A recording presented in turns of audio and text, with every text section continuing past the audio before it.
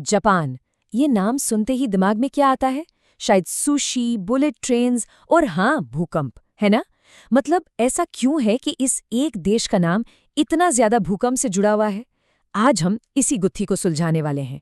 हम जमीन के अंदर की उन ताकतों को जानेंगे जो जापान को सचमुच में भूकंपों का सेंटर बना देती हैं। हाँ तो, जापान और भूकंप ये तो जैसे एक ही सिक्के के दो पहलू बन गए हैं, ये बात तो सब जानते हैं। पर असल सवाल तो ये है कि आखिर ऐसा है क्यों? मतलब जमीन के नीचे ऐसा क्या हो रहा है भाई, जो इसे इतना हिलाता रहता है? चलिए, आज इसी की तह तक चलते हैं। तो आज का हमारा सबसे बड़ा सवाल यही है, आखिर पूरी दुनिया में जापान ही सबसे ज्यादा भूकंप वाली जगहों में से क्यों गिना जाता है? और इसका जवाब देखिए किसी एक चीज में नहीं है, ये तो लाखों सालों से चल रहा एक तरह का जियोलॉजिकल ड्रामा है। इसका जवाब हमें ऊपर नहीं बल्कि जमीन में बहुत बहुत ज्यादा गहराई में मिलेगा। जापान की ये जो पूरी पहचान है ना, वो उसकी अनोखी और कह सकते हैं बहुत ही अस्थिर लोकेशन से जुड़ी है। जरा सोचिए, जमीन के नीचे एक ऐसी जगह है, एक ऐसा मोहल्ला है जो बहुत ज्यादा क्राउडेड है और जहां हमेशा कुछ ना कुछ होता ही रहता है। हाँ, बिल्कुल सही समझे। इसका राज छिपा है धरती की पपड़ी के चार बहुत बड़े बड़े टुकड़ों में। इन्हीं को हम टेक्टोनिक प्लेट्स कहते हैं। और जापान ठीक उसी जगह पर बैठा है जहां ये चारों दैत्याकार प्लेट्स एक दूसरे से मिलती हैं, टकराती हैं और लगातार अपनी ताकत आजमाती रहती हैं। अच्छा, तो ये टेक्टोनिक प्लेट्स हैं क्या भला? आसान भाषा में समझिए, ये चट्टान की बहुत बड़ी बड़ी नावें हैं जिन पर हमारे सारे महाद्वीप और महासागर तैर रहे हैं, और ये लगातार बहुत धीरे धीरे खिसक रही हैं। मतलब इतनी धीरे कि जितना हमारे नाखून बढ़ते हैं। पर सोचिए, जब इतनी विशाल कोई चीज हिलती है तो उसका असर कितना जबरदस्त होता होगा।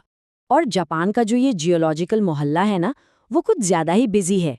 यहाँ पर चार बड़ी प्लेट्स एक साथ मिलती हैं: पैसिफिक प्लेट, फिलीपीन सी प्लेट, यूरेशियन प्लेट और नॉर्थ अमेरिकन प्लेट। सोचिए, एक ही जगह पर चार चार प्लेट्स, ये कोई मामूली बात नहीं है। दुनिया में शायद ही कोई और ऐसी जगह हो जहाँ इतना बड़ा टेक्टोनिक संगम होता हो। तो होता क्या है जब ये चार सुपर पावर्स एक ही जगह पर टकराती हैं? इसका नतीजा होता है एक जबरदस्त, कभी न खत्म होने वाला जियोलॉजिकल खिंचाव। मतलब ये सिर्फ एक टक्कर नहीं है, ये एक लगातार चलने वाला प्रोसेस है जो जमीन के नीचे आप सोच भी नहीं सकते इतनी एनर्जी जमा करता रहता है। इस पूरे ड्रामे का जो हीरो है ना, वो एक शब्द है, सबडक्शन।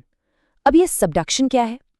ये वो प्रोसेस है जिसमें एक भारी यानी ओशन वाली प्लेट हल्की यानी जमीन वाली प्लेट के नीचे धंस जाती है या गोता लगा लेती है।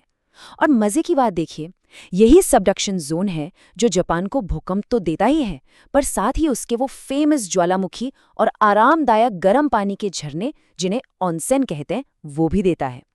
तो मतलब ये खतरा और खूबसूरती दोनों एक ही वजह से हैं। इसे ऐसे समझिए, दो बहुत बड़ी प्लेट्स हैं, वो एक दूसरे से टकरा रही हैं। भारी वाली प्लेट नीचे जाने लगती है, लेकिन अचानक वो फंस जाती है। फ्रिक्शन की वजह से वो लॉक हो जाती है। अब सोचिए, पीछे से धक्का तो लगातार आ रहा है, पर आगे कुछ हिल नहीं रहा। तो दशकों तक, सदियों तक दबाव बस बढ़ता जाता है, बढ़ता जाता है। ठीक वैसे ही जैसे किसी स्प्रिंग को आप दबाते चले जाएं और दबाते चले जाएं। और फिर क्या होता है जब वो स्प्रिंग अपनी लिमिट पर पहुंच जाता है, जब वो और दबाव नहीं झेल पाता? बूम! वो सारी सदियों की जमा की हुई एनर्जी एक ही झटके में रिलीज हो जाती है और उसी पल धरती कांप उठती है। जरा इस कॉन्ट्रास्ट को समझने की कोशिश कीजिए। एक तरफ सैकड़ों साल जिनमें धीरे धीरे खामोशी से दबाव बन रहा है, और दूसरी तरफ सिर्फ कुछ सेकंड्स जिसमें वो सारी की सारी एनर्जी एक साथ फट पड़ती है। कितना बड़ा फर्क है, सैतियों का धीमा बिल्डअप और फिर कुछ सेकंड्स की तबाही।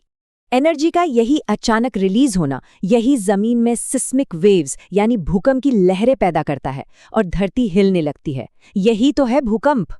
और इसकी ताकत कितनी भयानक हो सकती है, ये हमने 2011 के तोहोकू भूकंप में देखा था। उस भूकंप के बाद जो सुनामी आई थी, उसने जो तबाही मचाई, वो दिखाती है कि प्रकृति की ताकत के आगे हम कितने छोटे हैं। लेकिन ये कहानी सिर्फ तबाही और डर की नहीं है। नहीं, ये कहानी है हिम्मत की, रेजिलियंस की। क्योंकि जब किसी की बुनियादी लगातार हिल रही हो तो वो भी उसी के हिसाब से जीना और मजबूत बनना सीख जाता है। और इसी लगातार आने वाले खतरे ने जापान को, कह सकते हैं, डिजास्टर मैनेजमेंट का वर्ल्ड लीडर बना दिया है। वहां की जो ऊंची ऊंची इमारतें हैं ना, वो भूकंप में गिर जाने के लिए नहीं बल्कि उसके साथ झूलने के लिए बनाई गई हैं। कमाल है ना। और सेफ्टी ड्रिल्स, वो तो जैसे वहां के कल्चर का हिस्सा है, बचपन से ही सिखाया जाता है।